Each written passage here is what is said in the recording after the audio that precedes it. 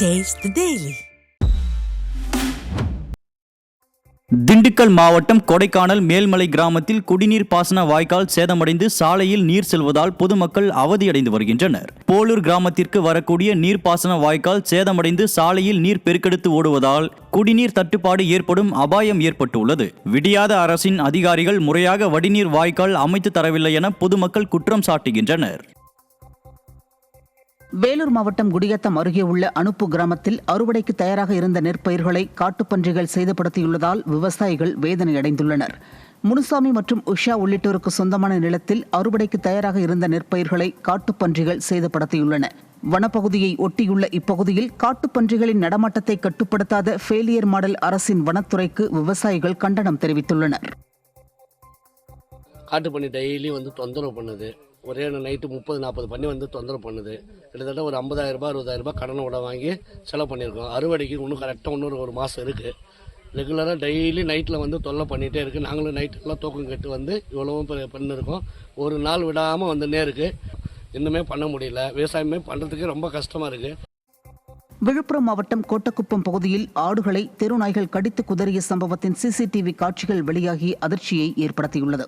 அப்பகுதியில் தெருநாய்களின் தொல்லை அதிக அளவில் இருப்பதாக அப்பகுதி மக்கள் தொடர்ந்து புகார் கூறியும் நகராட்சி நிர்வாகம் எந்தவித நடவடிக்கையும் எடுக்கவில்லை என கூறப்படுகிறது.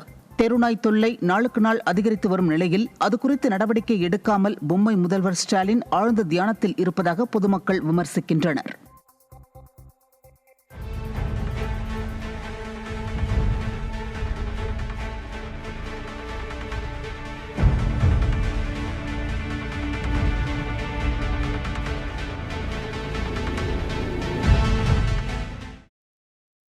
கடலூர் மாவட்டம் சிதம்பரம் அருகே மழை விட்டு 3 நாட்கள் கடந்தும் வீடுகளுக்குள் புகுந்த மழைநீர் வடியாததால் பொதுமக்கள் கடும் அவதியடைந்து வருகின்றனர். 31வது வார்டான இந்திரா நகரில் 30க்கும் மேற்பட்ட வீடுகளை சூழ்ந்த வெள்ளம் வடியாததால் பள்ளி மாணவர்களும் பொதுமக்களும் வெளியே செல்ல முடியாத நிலை இருந்து வருகிறது. இதனால் தொற்று நோய்கள் ஏற்பட வாய்ப்புள்ளதாக நகராட்சி நிர்வாகத்திடம் புகார் அளித்தும் நடவடிக்கை எடுக்கவில்லை என்றும் அப்பகுதி மக்கள் குற்றம் சாட்டுகின்றனர். சென்னையில் ரியல் எஸ்டேட் அதிபரின் காரை பறித்துச் சென்று விட்டதாக மறைந்த ரவுடி நாகேந்திரனின் மகன் மீது புகார் அளிக்கப்பட்டுள்ளது. பகுஜன் சமாஜ் கட்சியின் மாநில தலைவராக இருந்த ஆம்ஸ்ட்ராங் கொலை வழக்கில் கைதான ரவுடி நாகேந்திரன் சில நாட்களுக்கு முன் உடல்நலக் குறைவால் உயிரிழந்தார். இந்நிலையில் ரியல் எஸ்டேட் அதிபர் ஒருவரின் காரை பறித்துச் சென்று விட்டதாக நாகேந்திரனின் 2வது மகன் அஜித்ராஜ் மீது புகார் அளிக்கப்பட்டுள்ளது. ஸ்டாலின் ஆட்சியில் ரவுடிகளின் அட்டகாசத்தை கட்டுப்படுத்த முடியாமல் ஏவல் துறையினர் திணறி வருவதாக மக்கள் விமர்சிக்கின்றனர். தூத்துக்குடி மாவட்டம் ஸ்ரீவைகுண்டம் தாமிரபரணி தடுப்பணை பகுதியில் உள்ள பாலம் சேதமடைந்துள்ளதால் அசம்பாவிதம் நிகழ்வதற்குள் சீரமைக்க வேண்டும் என பொதுமக்கள் கோரிக்கை விடுத்துள்ளனர். 2 ஆண்டுகளுக்கு முன்பு அப்பகுதியில் பெய்த கனமழையால் தாமிரபரணி ஆற்றில் வெள்ளப்பெருக்கு ஏற்பட்டது. இதனால் ஸ்ரீவைகுண்டம் அணைக்கு அருகில் உள்ள கரைகள் மதகுகள் பாதிக்கப்பட்டு இதுவரை சரி செய்யப்படாத நிலையில் தற்போது பெய்துள்ள கனமழையால் கிருஷ்ணன் கோவில் பகுதியில் உள்ள பாலம் சேதமடைந்து இரும்பு கம்பிகள் வெளியே தெரிந்து வருகிறது. எனவே விபத்து ஏற்படுத்த முன் உடனடியாக புனரமைப்பு பணிகளை மேற்கொள்ள வேண்டும் என பொதுமக்கள் கோரிக்கை விடுத்துள்ளனர். கன்னியாகுமரி மாவட்டத்தில் தொடர் இருசக்கர வாகன திருட்டில் ஈடுபட்ட 4 சிறுவர்கள் உட்பட 5 பேர் சிக்கினர். நாகர்கோவிலில் தக்கலை உள்ளிட்ட பகுதிகளில் தொடர்ந்து இருசக்கர வாகனங்கள் திருடு போவதாக குற்றச்சாட்டு எழுந்த நிலையில் இதுகுறித்து விசாரணை நடைபெற்றது. அப்போது கோட்டையடி பகுதியைச் சேர்ந்த மாரியப்பன் மற்றும் 4 சிறுவர்கள் இருசக்கர வாகனங்களை திருடி குறைந்த விலைக்கு விற்று செலவு செய்தது தெரிய வந்தது. இதையடுத்து 5 பேரும் பிடிபட்ட நிலையில் 7 இருசக்கர வாகனங்களும் சிக்கியது. ஸ்டாலின் ஆட்சியில் முற்றிலும் செயலிழந்து போன ஏவல் துறை வாகன திருட்டுக்கள் மலிந்து விட்டதாக மக்கள் குற்றம் சாட்டினர். நீலகிரி மாவட்டம் கூடலூர் பகுதியில் ஆதார் பெற முடியாமல் பள்ளி மாணவ மாணவிகள் அவதியடைந்து வருகின்றனர். கூடலூர் பந்தலூர் பகுதிகளில் உள்ள அரசு மற்றும் தனியார் பள்ளிகளில் பயிலும் ஆயிரக்கணக்கான மாணவ மாணவிகள் ஆதார் எண் இல்லாமலும் ஆதார் பயோமெட்ரிக்கை அப்டேட் செய்யாமலும் இருந்து வருகின்றனர்.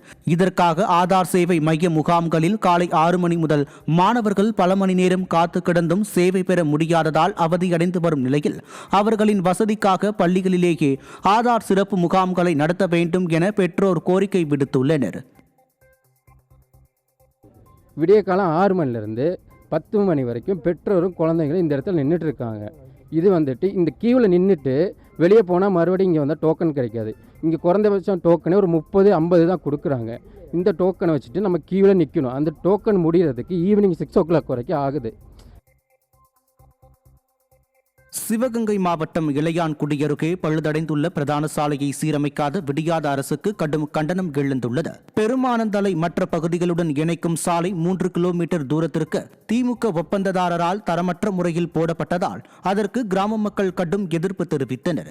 இது குறித்து பலமுறை வலியுறுத்தியும் அச்சாலை சீரமைக்கப்படவில்லை என கூறப்படுகிறது.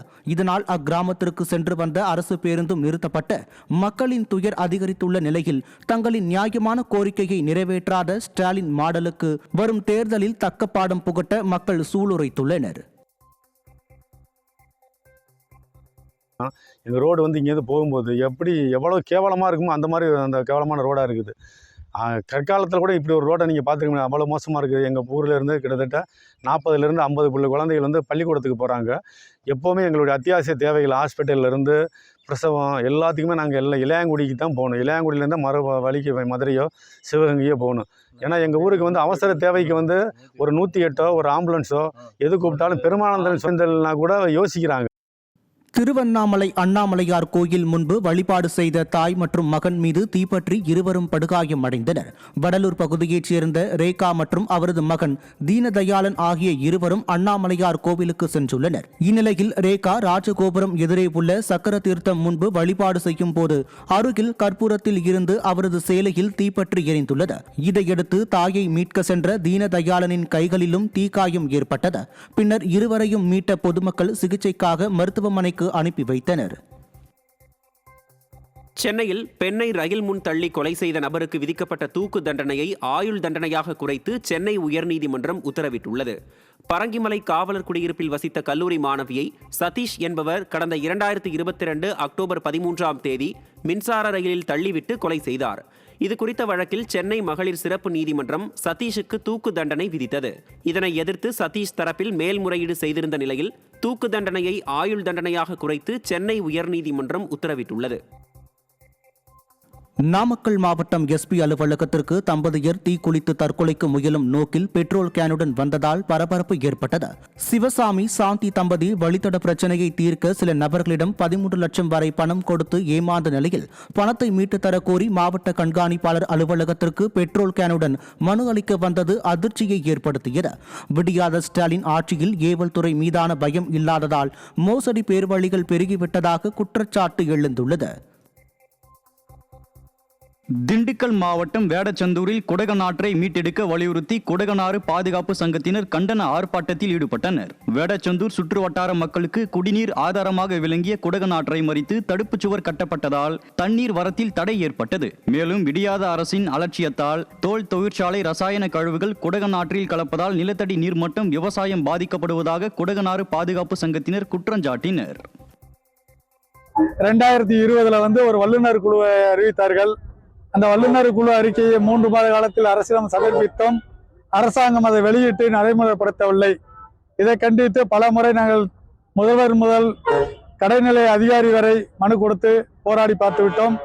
அதற்கு எந்த ஒரு நடவடிக்கையும் இல்லாத காரணத்தால் இன்று 27/11/2025 வேடசந்தூர் ஆத்துமேட்டிலிருந்து நரசிங்கபுரம் தடுப்பு சுவர் வரை சென்று அந்த தடுப்பு சுவரை உடைப்பது என்று பேரணியாக செல்ல முயன்றோம்.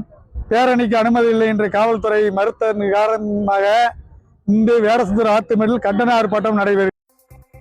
ஈரோட்டில் அடுத்தடுத்த 2 வீடுகளில் திருட்டு சம்பவம் நடைபெற்றதால் பொதுமக்கள் பீதியடைந்துள்ளனர்.